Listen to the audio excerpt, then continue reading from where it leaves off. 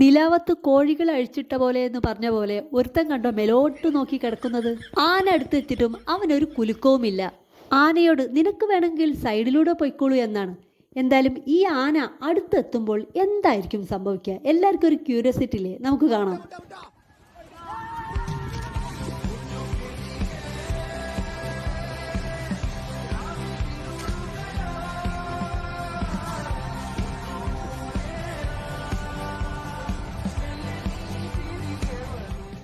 എടാ എണീറ്റ് ഓടടാ, ആന അടുത്തെത്തി.